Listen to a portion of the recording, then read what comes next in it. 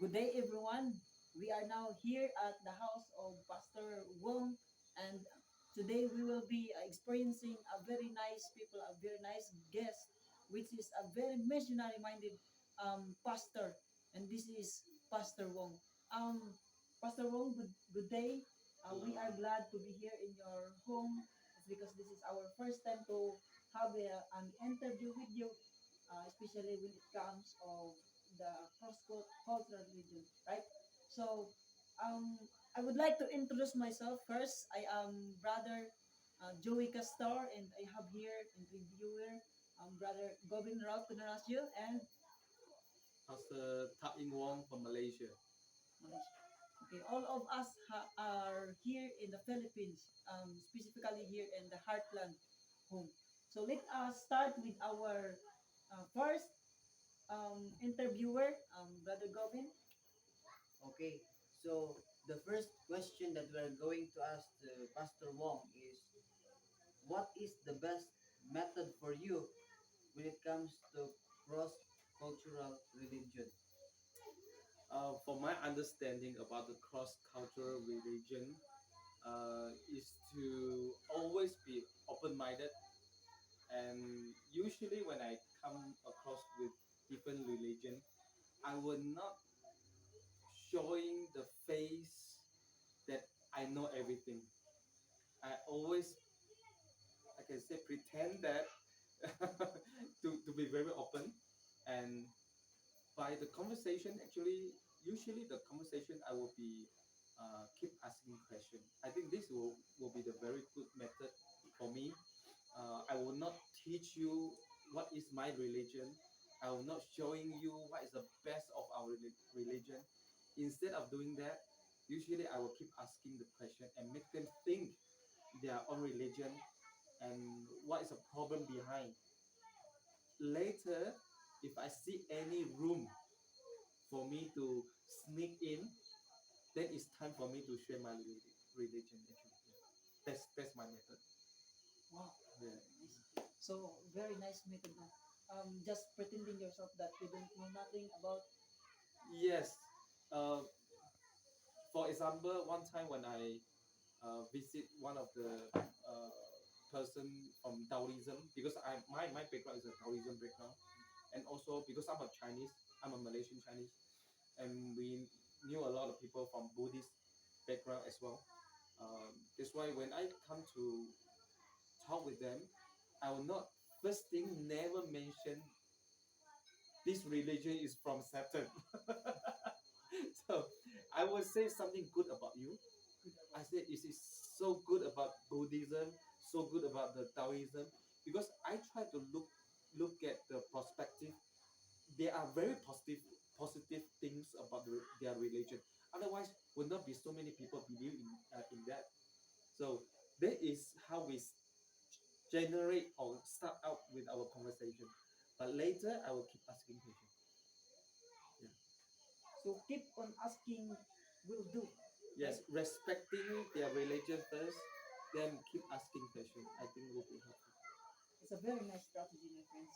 So anyway, Pastor Wong is also assigned here in the Philippines. But before he was assigned here in the Philippines, he was a lot of backgrounds that he was assigned also in very far places in the Asia, right? Yeah.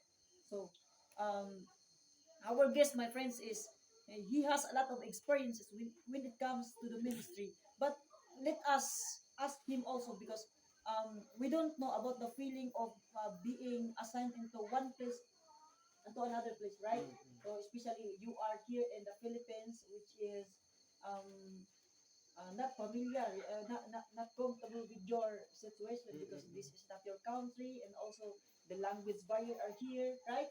So it is very difficult. Now let's proceed to the second question. So the second question is what have you feel when you were assigned as a pastor here in the Philippines? Um, First of all, I don't really willing to come to this country. At the very first, I mean, in the very first beginning, when I received a call from one of the elder in Malaysia, he asked me, Ta Ying, why not you just come with me together to visit NBC? Maybe we can start up this ministry for Chinese students.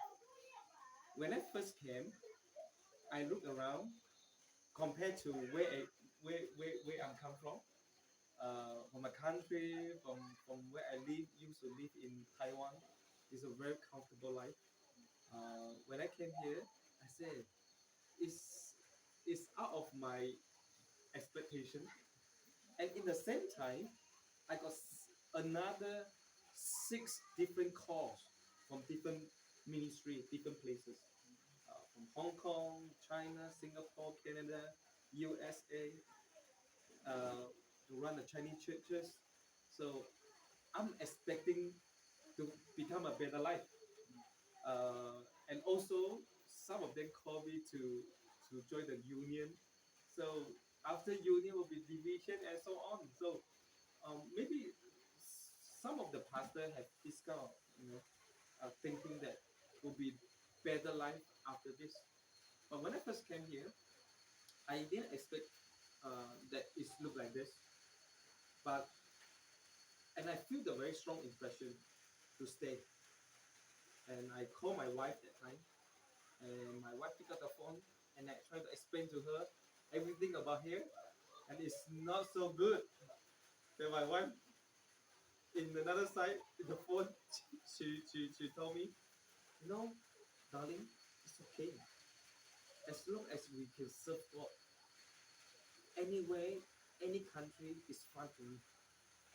As long as we can close with God, as long as we can spend more time with our family, they will be the best place. Because I was very busy in my teaching in college. I always travel to different countries to run the evangelistic meeting and also teaching. And I only spent half a year with my family. Another half a year, I have to travel. So when I'm thinking coming here, actually it's a good thing for me. And I got nothing, start from zero, and anything I have to depend on God. Yeah, this is how I feel when I'm staying here in the Philippines. Wow, very nice mind setting, Pastor. Anyway, Pastor, we are really glad of your passion, of your love in the ministry, especially here in the Philippines, right? But by the way, now I love Philippines very much. Yeah. Actually, my wife and I we will consider about, hey, what will happen after we retire? Then both of us thinking the same. That we will be staying here for the retirement. It's a very good country. Very good country. So when we talk about the ministry, Pastor, you have encountered a lot of uncomfortable Yes. situation, like in your home, in your place, where you were assigned. There's a lot of situations that we feel that we are not comfortable, right? Yep. Especially when it comes to the environment here in the Philippines, like here in the ABC specifically, we have our very cold climate, right? Very cold environment. So the people also doesn't not able to understand the people who surround the mountain college didn't understand about your language, right? There's a lot of circumstances, and one of these is the language barrier. Now, let us proceed to the third question. Let us see. So the third question is, how do you deal with difficulties just to continue the mission? Um, yes, indeed. The moment that I joined to the ministry, I'm expecting a lot of difficulties going to happen. Um, when it comes to the point that the ministry have no money, it comes to the point that no more workers, hard to find the teachers. It's come to the point that even the church member work against you. I have faced the church from 40 people become 120, and the church is still growing, but the Satan attacking it so bad. Even the same group of people who working with me together as a team, they turn around and just try to against us. I face a lot of difficulties. Even I almost want to give up my ministry and just go back to my business. So I said, God, why am I going to do for this group of people who have a stiff neck and so stubborn and not listen to the word of God? And I really want to stand for the truth, and I really want to do something, but the opposition, the group of people, I keep against me, and I always feel very sad. But one thing that I learned, I never make any decision in the bad weather. In spiritual speaking, I never make any decision. In other words, I will not say I will go to leave this ministry right now. No, I always wait because in my heart is already in the bad mood. How am I going to make the right decision when my when my I mean when everything is going wrong? So I always wait. So how am I going to face these difficulties? I always wait for the bright day to come. Then I will make decision. And this is how I survive until now. Of course, beside that, praying is important. Listen to the word of God is important. But I just tell you by experience. Yeah, Yeah. I have a very spiritual wife. This is why I can encourage all the theology students to really pray for your wife, because the wonderful wife, the godly woman, always is important for the ministry. I've seen so many pastors, ministers, I fall and left the ministry because of the wife is not godly enough. So I encourage all the theology students should look for someone that even more spiritual than you. Yes, because there is a she when she got the very like the vision better than the husband, then she will follow you nowhere, uh, wherever you are. So this is very important. Yeah. Never make decision in your bad day. Yes. Great. Yeah. So thank you so much, Pastor, for your very good ideas when it comes to the ministry, especially when choosing a wife, future partner. In order for us to face the difficulties in life, we need also the suitable partner, right? So as what you have said, never make decisions when you are in a bad mood. Yes. That in order for us to deal with the challenges in the mission, right?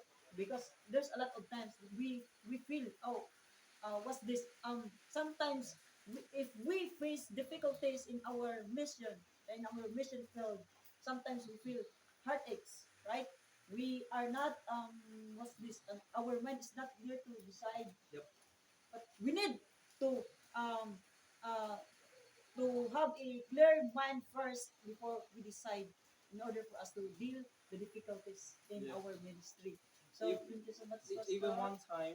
one time when a church against me, even the president of the mission called me. They said, Pastor Wong, would you like to would you like me to transfer you to the better place? And, I said no. I said, hold on. I will tell you after I came back from IS, because I went to IS to take my class. So after I took my class and I came back, then I told the mission president, I said, don't transfer me. I want to bring smile to leave this place.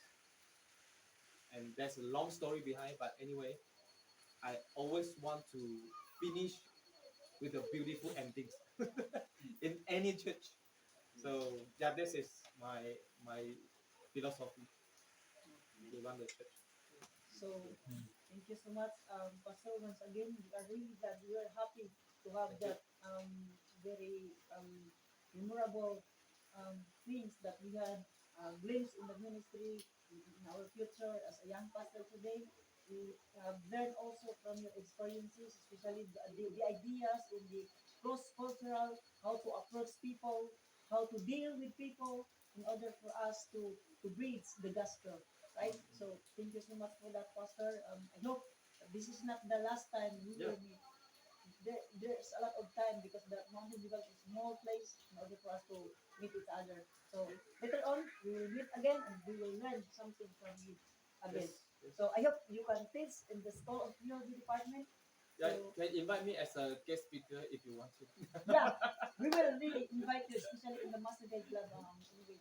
So we are always welcoming you in our Thank Master you. Guide Thank you. Club. Yeah. So that's all for today. My name is Joey Castor again, and our guest speaker. Pastor Um, Wong. thank you so much. Okay, so bye bye.